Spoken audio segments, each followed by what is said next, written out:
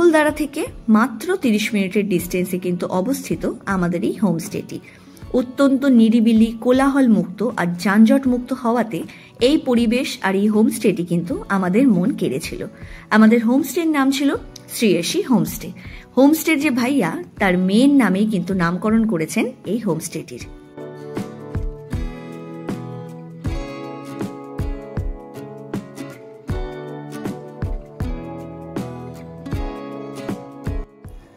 আপার শিটংয়ে অবস্থিত আমাদের এই হোমস্টেতে পৌঁছানোর আগে তোমরা যদি চাও তাহলে তোমরাও কিন্তু অহলদারা থেকে ঘুরে আসতে পারো। অহলদারা সংক্রান্ত ব্লগটা আমার চ্যানেলে আপলোড করা আছে, তোমরা যদি চাও তাহলে অবশ্যই সেই ব্লগটা একবার দেখে আসতে পারো। হোমস্টের রুমগুলো যে শুধুমাত্র পরিপাটি করে গোছানো তাই নয়, সাথে তোমরা পেয়ে যাবে 2টো করে বেড, আর জানলা খুললেই এইরকম মনোরম প্রাকৃতিক সৌন্দর্য।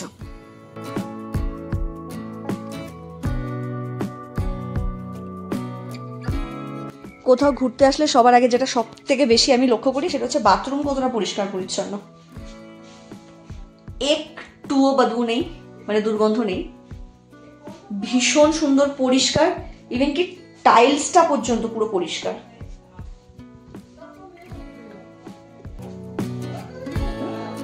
হোমস্টের নিচেই দেখো চায়ের বাগান, চা বাগান দেখতে দেখতে ওপরে ওঠো পাহাড়। আকাশ যদি পরিষ্কার থাকে তাহলে কিন্তু তোমরা নিজেদের রুমের ভেতর থেকেই দেখতে পেয়ে যেতে পারো কাঞ্চনজঙ্ঘার চূড়া, আর রুম থেকে বাইরে বেরোলেই এরকম ভীষণ সুন্দর ফুলের বাগানে ঘেরা প্রাকৃতিক পরিবেশ। এবার আসি খরচের কথায়। হোমস্টেতে কিন্তু পার হেড কাউন্ট হয়, অর্থাৎ থাকা খাওয়া সমস্ত কিছু মিলিয়ে একজন মানুষের খরচ। আমাদের এই হোমস্টেতে থাকতে পার হেড খরচ পড়েছিল 1500 টাকা।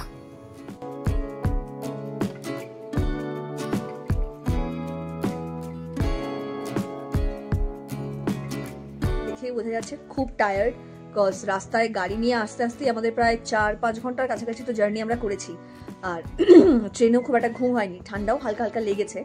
এখানে এসে স্নান ধান কমপ্লিট করার পর এখন শরীর শুধু বিছানা টানছে, মনে হচ্ছে কখন শোবো। লাঞ্চ রেডি হয়ে গেছে, আমরা যাব, খাওয়া দাওয়া কমপ্লিট করবো, কি কি খাচ্ছি অ্যান্ড অল সবটাই তোমাদেরকে দেখাবো। আর এই হোমস্টেতে শুনেছি যে রান্নাবান্নার আয়োজন নাকি খুব সুন্দর, অ্যাজ কি আসিফ অনিন্দিতা এরা এর আগেও এখানে এসেছে, আর ওদেরই রেকমেন্ডেশনে আমরা এখানে এসেছি। গিয়ে দেখি কি কি খাবার আয়োজন হয়েছে আজকে। এই হোমস্টেতে শুধুমাত্র যে রুমগুলোই পরিপাটি করে গোছানো ছিল এমন কিন্তু নয়, সাথে করে এই যে কিচেন কাম ডাইনিং রুমটা তোমরা দেখলে, এটাও ছিল ভীষণ সুন্দর করে গুছিয়ে রাখা। আমাদের আজকে দুপুরের মেনু ছিল ভাত, ডাল, রাইস শাক ভাজা, আলু ভাজা আর ডিম। প্রত্যেকটা হোমস্টেতে দুপুরবেলা ডিম আর রাত্রেবেলা কিন্তু চিকেন দেওয়া হয়। যদি তোমরা চাও যে রুটি খাবে তাহলে সেই ক্ষেত্রে হোমস্টে ওনারের সাথে তোমাদেরকে একটু কথা বলে নিতে হবে।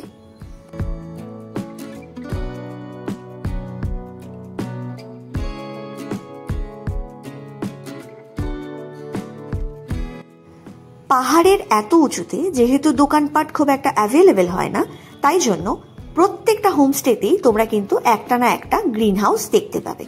ভাইয়া তার বাগানের সমস্ত ফল সবজি আমাদেরকে ঘুরিয়ে ঘুরিয়ে দেখাচ্ছিলেন, আর এখান থেকেই সবজি তুলে আজকে কিন্তু আমাদের জন্য রান্না করা হয়েছিল। এই যে দেখছো শশার গাছ, দুপুরে যে স্যালাডটা খেলাম সেটা কিন্তু এই গাছেরই শশা।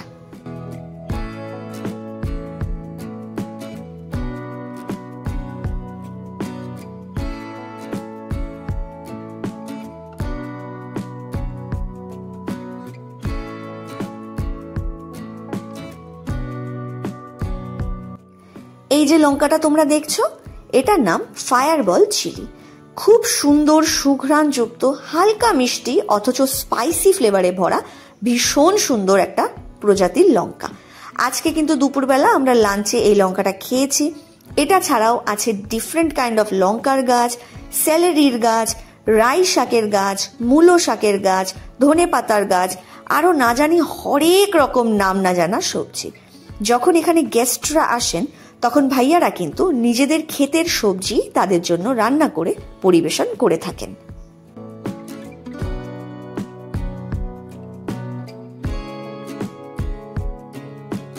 হস্তশিল্প মেলায় যে ফুল টাইপের বিক্রি হয় না, দেখো সেরকম টাইপের একটা ফুল, নাম হচ্ছে গুজামানিয়া।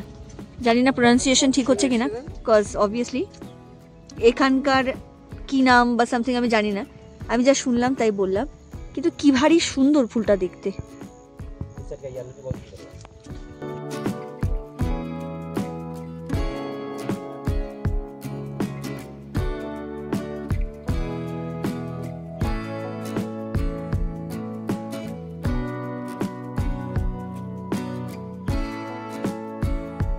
এখন শ্রেয়াস আমাদেরকে নিয়ে এখানে আশেপাশের এরিয়াগুলো তোমার ঘোরাতে বেরিয়েছি, যদিও বা ভেবেছিলাম একটু তাড়াতাড়ি রওনা দেবো, কিন্তু এত ঘুমিয়েছি, সারাদিনের ক্লান্তি না গাড়িতে, আর গতকাল রাত্রেবেলা ঘুমটা ভালো হয়নি, তা ঘুমই ভেঙেছে তখন বাজে 5:48। তার মাঝখানে একটু বৃষ্টি হয়েছে, আহা ওই বৃষ্টি দেখতে দেখতে ঘুমাতে ঘুমাতে মোটামুটি একদম ঘুম টেনে এখন রওনা দিয়েছি। আর গাড়িতে যখন এসেছিলাম তখন রাস্তাটা একরকম লাগছিল, এখন হেঁটে যাচ্ছি, এখন অন্যরকম সুন্দর লাগছে। এই জায়গার সৌন্দর্যটা দেখো, প্রত্যেকটা জায়গায় কিছুটা গাছ পরপরই তোমার এরকম টাইপের ডাস্টবিন বাঁধা রয়েছে, যাতে কেউ নোংরা ফেলতে হলে এখানে ফেলতে পারে, আশেপাশে না ফেলে নোংরা করে।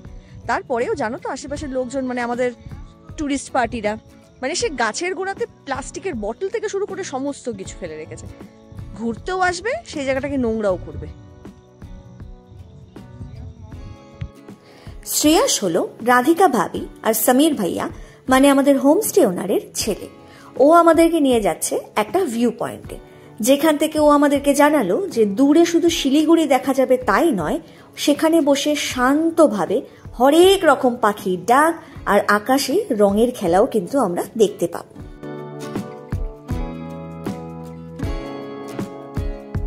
হাঁটতে হাঁটতে হোমস্টে থেকে আমরা এসেছি এখন এই সুন্দর একটা ভিউ পয়েন্টে, একটা ছোট্ট অফবিট অসাধারণ জায়গাতে যে এরকম সুন্দর সুন্দর ভিউ পয়েন্ট থাকতে পারে তা বোধহয় না চোখে দেখলে বিশ্বাস করা যায় না। এখানে সামনাসামনি থেকে যে সৌন্দর্যটা আমরা উপভোগ করতে পারছি, হয়তো ক্যামেরাতে সেটা আসবে না, খুব স্বাভাবিক, কিন্তু এখানে এসে একদম নিস্তব্ধতার মাঝখানে প্রকৃতির সুন্দর আওয়াজ শোনা আর এতদিন পরে পাখির আওয়াজ শোনা এত ভালো লাগছে। কত সুন্দর সুন্দর প্রজাপতি, এখানে বসে দূর থেকে দেখা যাচ্ছে শিলিগুড়ি, আমরা এই শিলিগুড়িও দেখতে পাচ্ছি, বৃষ্টিতে ভেজা ভেজা মেঘও দেখতে পাচ্ছি, এক সাইডে সূর্যের উঁকিও দেখতে পাচ্ছি, ভীষণ সুন্দর মনোরম একটা পরিবেশ। তোমরা যদি এখানে আসো অবশ্যই আমাদের ছোট্ট গাইড শ্রেয়াসকে নিয়ে এখানে আসতে কিন্তু ভুলো না। ওকে যদি তোমরা বলো যে এই ভিউ পয়েন্টটা দেখতে আসবে, ও কিন্তু তোমাদেরকে অবশ্যই নিয়ে আসবে। আকাশের সৌন্দর্যের মধ্যেও তফাৎ দেখো, একদিকে রয়েছে পুরো কালো পেজা তুলোর মতন মেঘ, আর ঠিক তার অন্যদিকেই আশার আলো।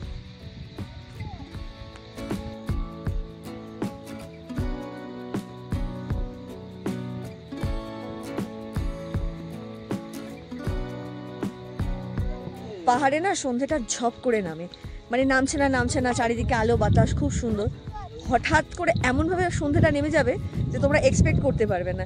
তো এখন একদিকে তো অলমোস্ট একদিকে তো অন্ধকার হয়ে গেছে, আর একদিকে এখনো তাও আলো আছে, শহরের সমস্ত বাতিগুলো জ্বলে গেছে, এখান থেকে এয়ারপোর্টটা দেখা যাচ্ছে, এয়ারপোর্টের রানওয়েটা চিক করছে, চারিদিকে আলো, ভীষণ সুন্দর। মানে কিছু জিনিস হয়তো সত্যি সত্যি ক্যামেরাতে দেখানোর জন্য নয়, কারণ দেখানো পসিবল হয়ে ওঠে না, চোখ থেকে সেই জিনিসটা অনুভব করে এত ভালো লাগছে। বা যেহেতু এত বছর পরে প্রথম আমার এরকম একটা জায়গায় আসার, প্রথমেই অফবিট, তো বলতে পারো মানে তোমার আইসক্রিম খেতে খুব ভালো লাগে অ্যান্ড হঠাৎ করেই প্রথমে হয়তো তুমি তোমার বাটারস্কচ বা চকলেট ফেভারিট কোনো টাইপের একটা আইসক্রিমের ফ্লেভার চুজ করে নিয়েছো, তো সেরকম মানে এমনিতেই ভীষণ সুন্দর। আমার কোনো আইডিয়া ছিল না যে আমি সমুদ্র ছাড়া পাহাড়কেও এত ভালোবাসতে পারি, ভীষণ ভালো লাগছে। আবার আসার তো অবশ্যই ইচ্ছা আছে, যদিও সবে এখনো ট্রিপের একদিন টোটালও হয়নি, স্টিল এখন থেকে অলরেডি আমি লাফাচ্ছি যে আবার আসবো। সন্ধে হতে না হতেই হাজির ভাইয়ার হাতের স্পেশাল গরম গরম কফি আর ভাবির হাতের স্পেশাল গরম গরম চিকেন মোমো। পাহাড়ি ঠান্ডায় বসে এই দুটো অসম্ভব সুন্দর কম্বিনেশন যারা না ট্রাই করেছো বুঝতে পারবে না এ কি সুস্বাদু।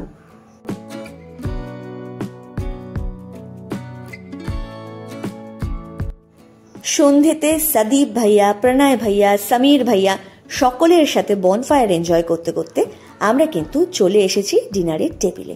খাওয়া দাওয়া করে এবার টেনে ঘুম দিয়ে আবার সকালে দেখা হবে তোমাদের সাথে।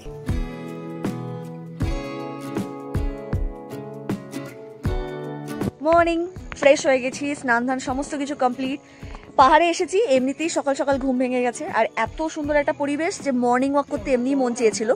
যদি বা যেহেতু পাহাড়ি রাস্তা চিনি না, তাই জন্য মর্নিং ওয়াকে তেমন বিশেষ যাওয়া হয়নি, আশেপাশের জায়গাগুলো হেঁটেছি।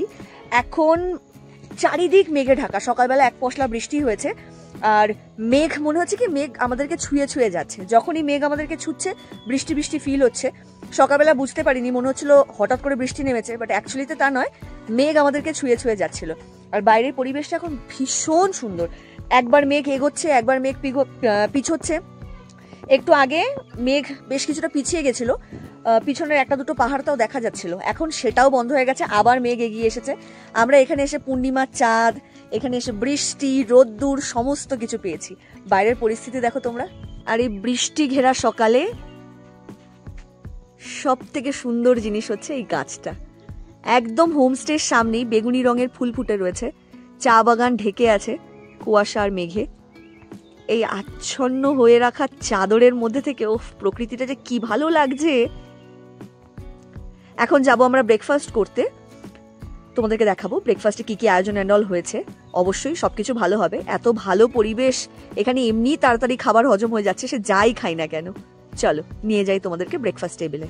সকাল সকাল চলে এসেছে ব্রেকফাস্ট। রুটি সাইজ দেখেছো, আমরা যে ন্যাচারালি রুটি খাই তার থেকে একটু মোটা হয়, তার সাথে আছে পাহাড়ি আলুর দম, সমস্তটাই কিন্তু এনাদের নিজস্ব ক্ষেতের, যেরকম আমি আগেও বলেছি।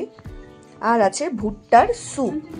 এই ভুট্টাটা ভাইয়া সকালবেলা নিজের ক্ষেত থেকে তুলেছে, চা বাগানের মাঝখানে ভুট্টার ক্ষেত। পসিবল হলে অবশ্যই আমি দেখাবো ভুট্টার ক্ষেতটা। আর আজকে ব্রেকফাস্টে এই আমাদের আয়োজন, সাথে আমাদের partners Asif Anandita and my husband, obviously life partner. So এবার আমাদের ব্রেকফাস্ট করার পালা, তারপরে কিন্তু আবার এই জার্নিটা আমরা কন্টিনিউ করব।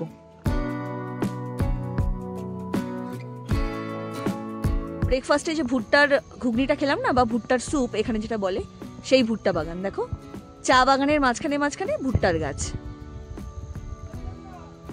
ব্রেকফাস্ট আমাদের হয়ে গেছে, অসাধারণ খেয়েছি। আর সকালবেলা যে ক্ষেত থেকে ভুট্টাটা তোমার হচ্ছে তুলে নিয়ে রান্নাটা হয়েছে, এত সুন্দর দেখে বোঝাই যাচ্ছিল না যে ওটা কিসের ঘুগনি, মানে ভুট্টাগুলো ফুলে ফুলে না একদম ঘুগনির মতন দেখতে হয়ে গেছে।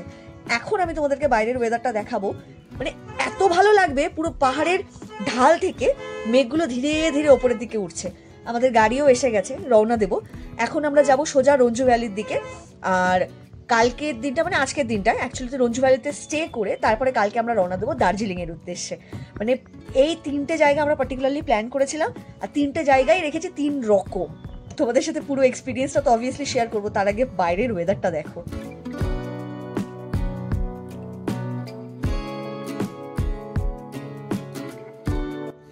ব্যাস রেডি হয়ে গিয়েছি, রওনা দেওয়ার সময় হয়ে গেছে।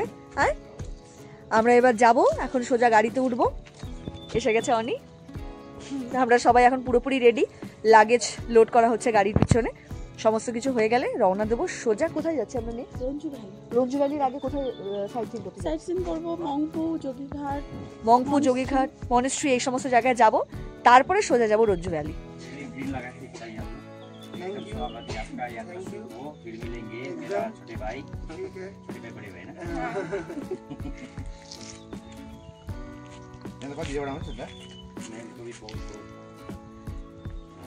धन्यवाद। आए यार क्या बहुत याद कर रहे हैं, बहुत अच्छा लगा। हाँ हाँ बहुत ही अच्छा लगा। हमारे भी फैमिली मेंबर हमेशा जुड़ गए, अच्छा लगा, बहुत अच्छा लगा, एक्सपीरियंस बहुत अच्छा था। ऑब्वियसली मैंने तो बहुत सीखे गए हैं, मल्टी टैलेंटेड हो गए, लेकिन ज्यादा भी उधर मत खाना। চলো এখানকার মানুষের ভালোবাসা আর ব্যাগ ভর্তি স্মৃতি নিয়ে রওনা হয়ে যাই পরবর্তী ডেস্টিনেশনের উদ্দেশ্যে। দেখা হচ্ছে পরের ব্লগে। অনেক আদু আদু, টাটা।